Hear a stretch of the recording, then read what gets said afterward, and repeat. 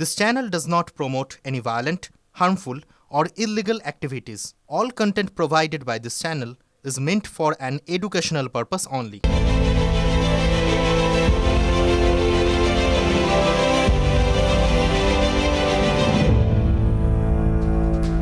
নমস্কার, যথাসময়ে চলে এসেছি আমি ঠোঁটকাটা। আজকে ঠোঁটকাটা শুরু করব একটা পজিটিভ নোটে। দুটো ভালো ছবির কোলাজ দেখাবো। ইচ্ছে থাকলে উপায় হয়। সত্যি বলছি, ইচ্ছে থাকলে উপায় হয়। আপনার জীবনেও হয়, আমার জীবনেও হয়, সবার জীবনে হয়। ঝাড়খণ্ডের দশরথ মাঝি 22 বছর ধরে পাহাড় কেটে রাস্তা বানিয়েছিলেন। আবার দুর্ঘটনায় পা হারিয়েও এভারেস্টের চূড়োয় পৌঁছেছিলেন এক তরুণী, তার নাম অরুণিমা সিনহা। অর্থাৎ ইচ্ছে থাকলে উপায় হয় বই কি। এবার টাটকা উদাহরণ দেখাবো। আমাদের বিগ বলের দিকে তাকান ভালো করে। আমাদের বিগ বলে দেখুন, দুটো ছবি দেখুন। ইচ্ছে থাকলে উপায় হয়। দেখুন কি প্রবল ইচ্ছা শক্তি। ওইদিকে এক ভদ্রমহিলা, এ পাশে এক ভদ্রলোক। কি প্রবল ইচ্ছা শক্তি। এবার বিস্তারিত বলি। অসাধ্য সাধন করে ফেলেছেন বাঁকুড়ার জামশুলি গ্রামের বিএলও শোভনারা বায়েন।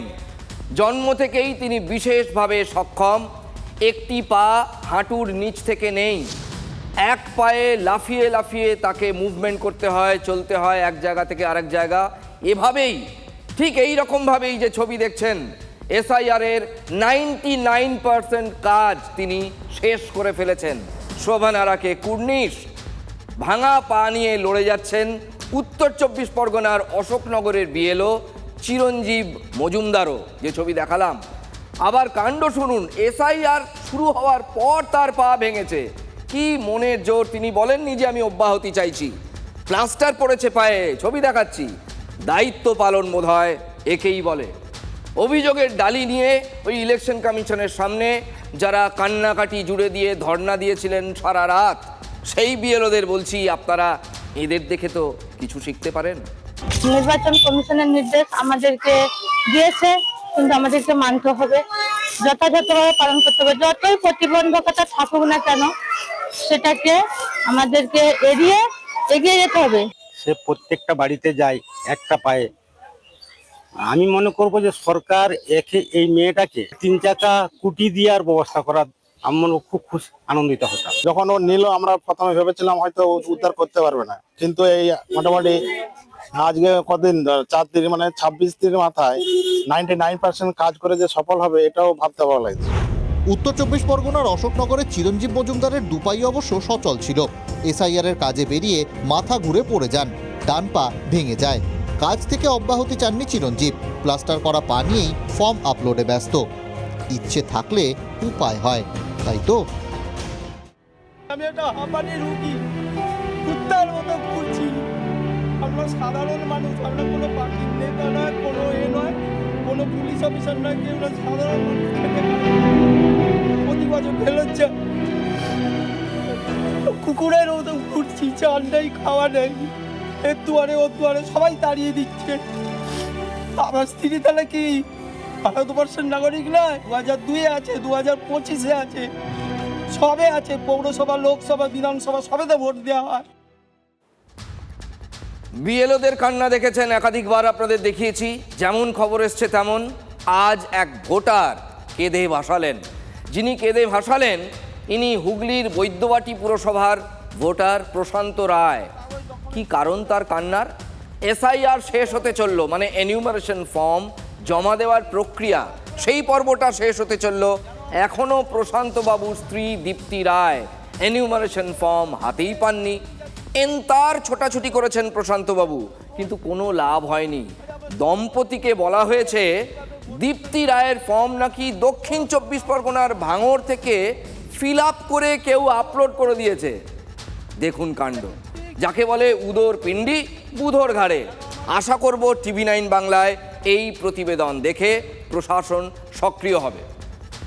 আচ্ছা, প্রশান্তবাবুদের মতো নাম তোলার ইচ্ছে কি কলকাতাবাসীর অনেকেরই নেই? কেন বলছি?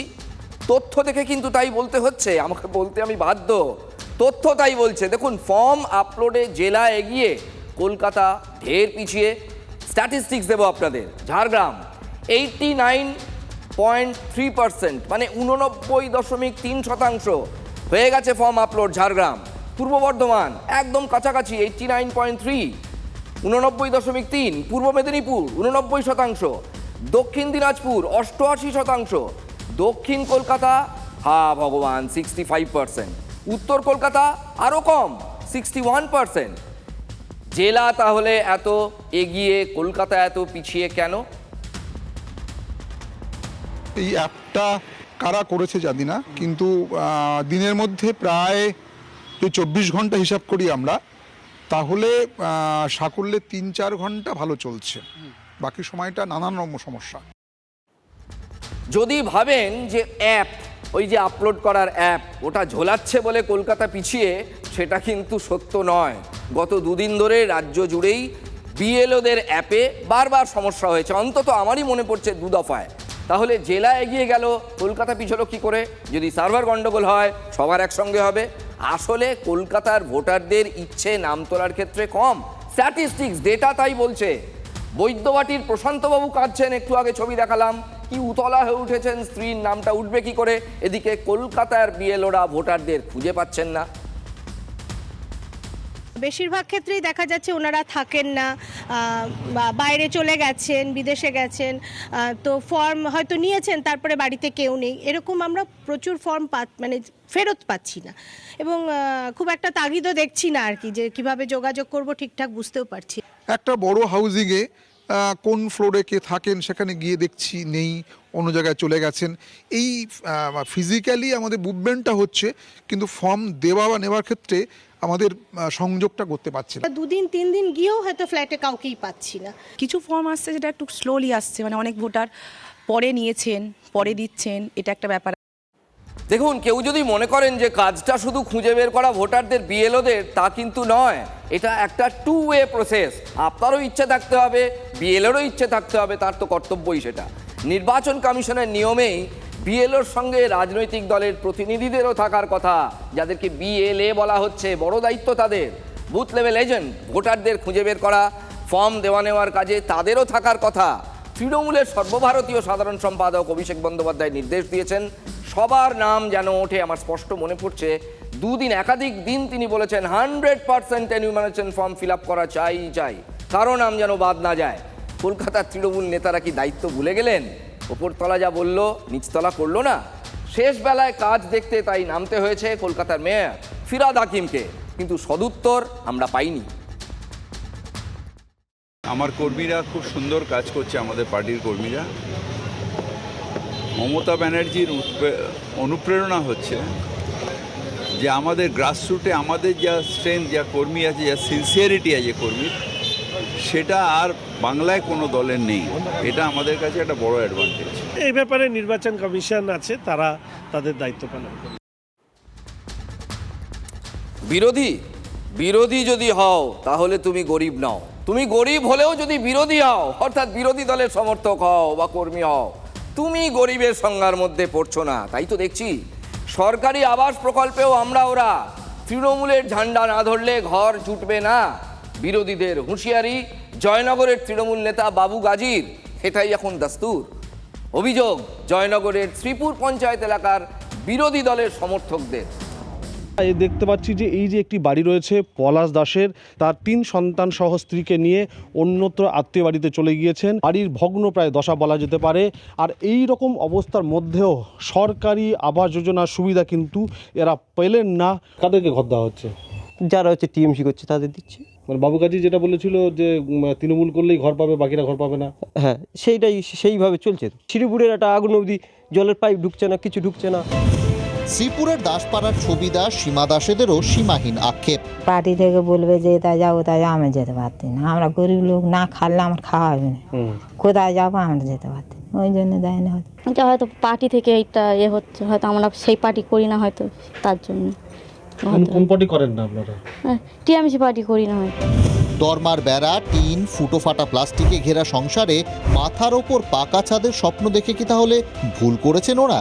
সারা পশ্চিমবাংলায় যে নিয়ম ওরা কায়েম রেখেছে তৃণমূল, সেই শ্রীপুর অঞ্চল তার ব্যতিক্রম না, সে একই নিয়ম এখানে কার্যকরী হচ্ছে। কুঁড়ে ঘর তাদের নাম কেটে পুরো কেটে বাদও দিয়েছে, এমনও প্রমাণ আছে আমার কাছে, সেখানে অন্য কারোর ঘর করে দিচ্ছে। দলের যোগজন যে একটু চাঙ্গা করার জন্য এটা বলতে হয় আমাদের মাঝে সাঝে, কিন্তু আমরা সমস্তটাই সমান চোখে দেখি। প্রধান সকলেরই প্রধান, এবং বাবুগাজী নেতা মানে সকলে শুধু দলের লোকের দেখবে এটা তো ঠিক নয়। দরকার হলে শ্রীপুর অঞ্চলেও ঘুরে দেখতে পারে, বিরোধীরা এই মুহূর্তে সব থেকে বেশি ঘর পেয়েছে। তো কারো পৈতৃক সম্পত্তি নয় বা কোনো রাজনৈতিক দলেরও নয়, সময় এসছে 14 তারা। একসঙ্গে ব্যাক টু ব্যাক দুটো গুরুত্বপূর্ণ খবর দেব আপনাদের। বিএলওদের কাজে যেন কোনো রকম বাধা না আসে, তৃণমূলের প্রতিনিধি দলকে বার্তা জাতীয় নির্বাচন কমিশনের। আপনারা জানেন আজকেই দিল্লিতে জাতীয় নির্বাচন কমিশনে গিয়েছিলেন তৃণমূলের প্রতিনিধি দল। ডেরেক ওব্রায়েন ছিলেন, শতাব্দী রায় ছিলেন, কল্যাণ ব্যানার্জি ছিলেন, অন্যরাও ছিলেন। তারা আজকে অভিযোগ করতে গিয়েছিলেন, পাল্টা কমিশন তাদের এটা বুঝিয়ে দিল। সূত্রের খবর, নির্বাচন কমিশন সূত্রের খবর যে আপনাদের তরফ থেকেও চাপ আসছে, দলের তরফ থেকেও বিএলওদের ওপর চাপ আসছে। এটা কমিশন অ্যাকনলেজ করেছে, কমিশন এই চাপের কথা মেনেছে। সেই জন্যেই কমিশন বলে দিল যে 9 ডিসেম্বর পর্যন্ত যেন স্বাধীনভাবে কাজ করতে পারেন বুথ লেভেল অফিসাররা। বাংলার শাসক দলকে এই বার্তা দিয়ে দিল জাতীয় নির্বাচন কমিশন। তৃণমূলের 10 সাংসদের প্রতিনিধি দল আজকে দেখা করতে গিয়েছিল দিল্লিতে। একই সঙ্গে আরও একটা বড় খবর দেখুন, প্রশাসনিক স্তরেও কিন্তু জাতীয় নির্বাচন কমিশন প্রশাসনকেও সজাগ করলো এবং কড়া বার্তা দিল। রাজ্য পুলিশের সর্বময় কর্তা এবং কলকাতা পুলিশের সিপি মানে সর্বময় কর্তা, দুই বাহিনীর সর্বময় কর্তাকে জাতীয় নির্বাচন কমিশন চিঠি দিল। চিঠিতে বলা হয়েছে বিএলওদের ওপর যেন কোনো রাজনৈতিক দল চাপ তৈরি করতে না পারে। অর্থাৎ একই খবরের এক পিঠ এবং ও পিঠ। একদিকে প্রশাসনকে সজাগ করা হলো, সতর্ক করা হলো পুলিশ প্রশাসনকে, একদিকে বাংলার শাসক দলকেও বুঝিয়ে দেওয়া হলো চাপ আসছে, চাপ দেবেন না প্লিজ। আমাদের রাজ্য পশ্চিমবঙ্গে এখনো পর্যন্ত 27,71,000 নামের খোঁজ নেই। ভোটার বললে টেকনিক্যালি ভুল হবে, তাই আমি ভোটার কথাটা বলছি না। তার কারণ কমিশন হিসেব দিয়েছে, কমিশনের হিসেব বলছে এর মধ্যে মৃত ভোটার অর্থাৎ আইডেন্টিফাইড মৃত ভোটার 15,53,000, খুঁজে পাওয়া যায়নি 2,61,000 ভোটারকে। আর স্থানান্তরিত মানে শিফটেড ভোটারের সংখ্যা এখনো পর্যন্ত 8,88,000। আশা করা যায় তারা অন্যত্র নাম তুলেছেন। ডুপ্লিকেট এবং ডাবল এন্ট্রি ভোটারের সংখ্যা 58,164। খসড়া তালিকায় নয়, এই নামগুলির আলাদা তালিকা বের করবে নির্বাচন কমিশন। এখনো পর্যন্ত 6,73,00,000 এনিউমারেশন ফর্ম ডিজিটাইজড হয়ে গিয়েছে।